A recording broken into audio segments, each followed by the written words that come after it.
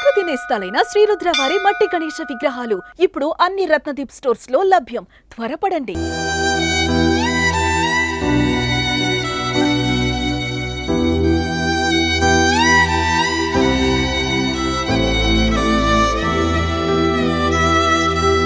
తండ్రి తను ఎంత కష్టపడ్డా పర్లేదు, నా పిల్లలు ఒక స్థాయికి వస్తే బాగుంటుంది, నా పిల్లలు చదువుకొని జీవితంలో స్థిరపడితే ఎంతో బాగుంటుంది అని అనుకున్నారు. ఏ తండ్రి అయినా కూడా అనుకుంటారు. అలాగే అశ్విని నాన్నగారైన మోతీలాల్ కూడా ఎంతో కష్టపడి తన పిల్లల్ని ఒక ఉన్నత స్థాయికి తీసుకొచ్చారు. చివరికి ఆ ఆనందాన్ని అనుభవించకుండానే కూతురుతో సహా ఆకేరు వాగులో మునిగిపోయి చనిపోయారు. ఇటు అశ్వినిని చూస్తే అశ్విని ఏమో మా నాన్న కష్టపడ్డాడు, మా నాన్నని సంతోషంగా ఉంచాలి, నా కుటుంబం సంతోషంగా ఉండాలి అని చెప్పి ఎంతో కష్టపడి ఒక సైంటిస్ట్ హోదాలకు వచ్చి తండ్రికి ఆనందాన్ని ఇచ్చి చివరికి వాళ్ళ కష్టాలన్నీ ఒక్కొక్కటి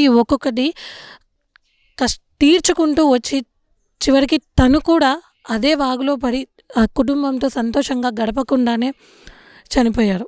సో ప్రస్తుతం మనం గంగారాం తండాలో ఉన్న అశ్విని ఇంటి దగ్గరికి అయితే వచ్చాము.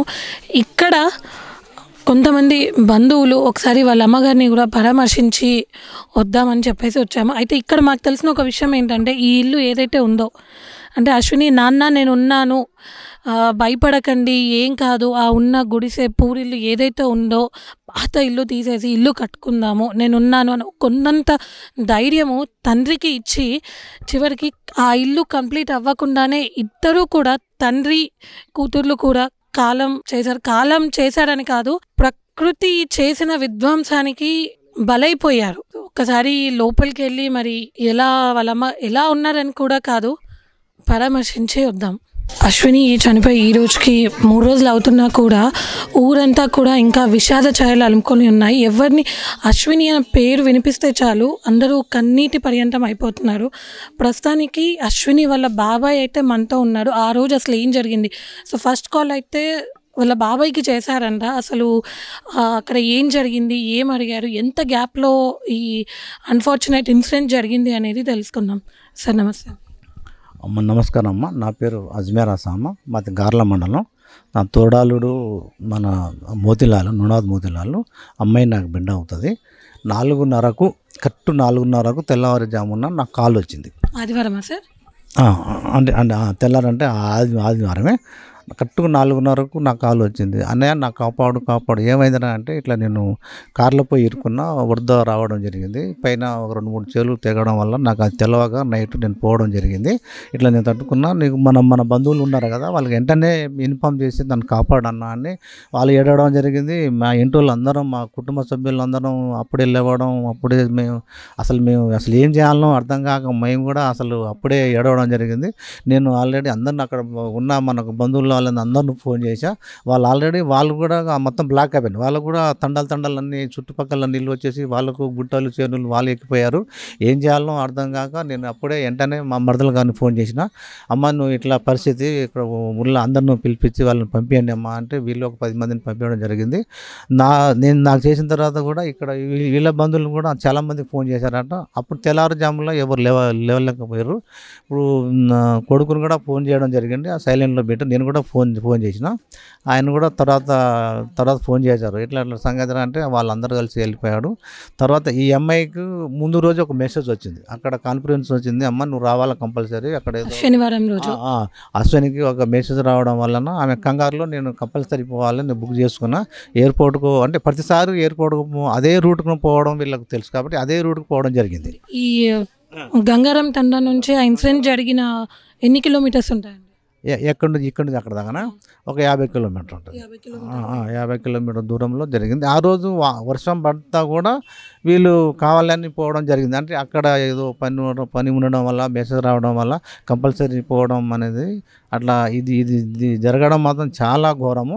ఈ అశ్విని మా ఎస్టీ కులంలో ఇంత పెద్ద ఉద్యోగం చేయడం శాస్త్రవేత్త కూడా ఫస్ట్ టైం. ఇది all India general first rank కొట్టడం కూడా మాకు చాలా సంతోషంగా అనిపించింది. మీకు 4:30కి కాల్ వచ్చాక ఇట్లా ప్రమాదం జరిగిపోయిందని మళ్ళీ మీకు ఎలా తెలిసింది సార్? 4:30 దాకా ఒక అర్ధ గంట మాట్లాడిండు. తర్వాత ఆటోమేటిక్గా ఫోన్ బంద్ అయింది. అంటే వరద ఎక్కువైతే అంటే కార్ మీదకు రావడం అయితే సిగ్నల్ జరిగింది. వీళ్ళు పోయారు ఇక్కడ నుంచి, వాళ్ళ తండోళ్ళు పోయేసరికి అసలు కారే కనబడుతుంది. ఒక సముద్రం లాగా రావడం జరిగింది. అక్కడ ఎంతో ఎత్తులో అసలు ఏం కనిపించట్లేదు అనేది వాళ్ళు చెప్పడం జరిగింది. మేము పోవడం కూడా జరిగింది.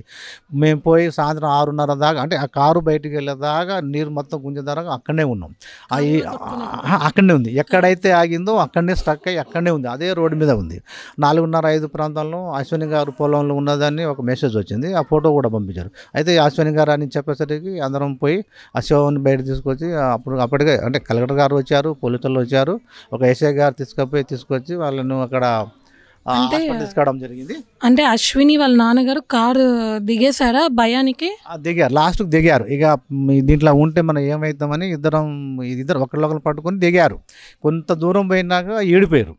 ఈమె ఒక చెట్టుకు తట్టుకుంది, అది పైన ఉన్నది. ఈయన లోపలికి పోయారు.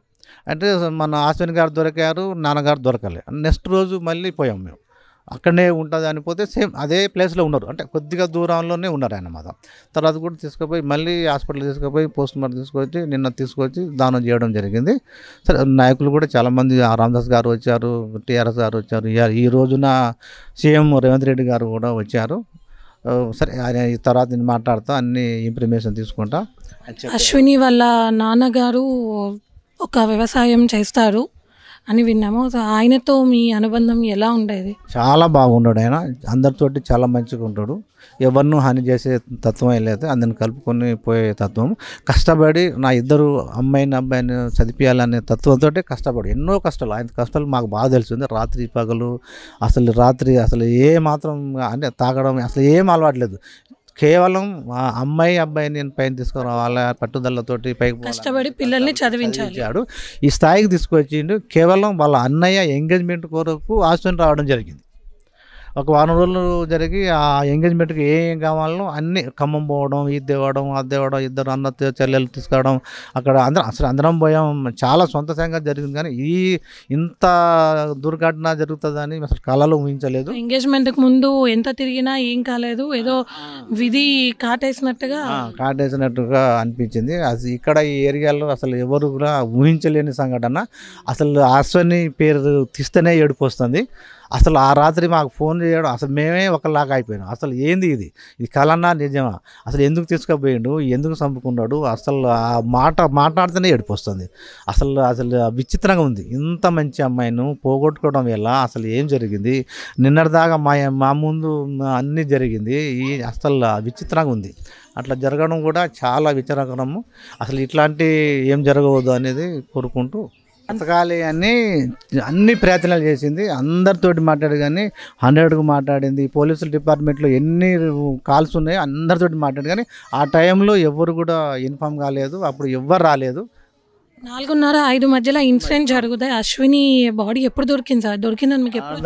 సాయంత్రం 4:30-5 దొరికింది.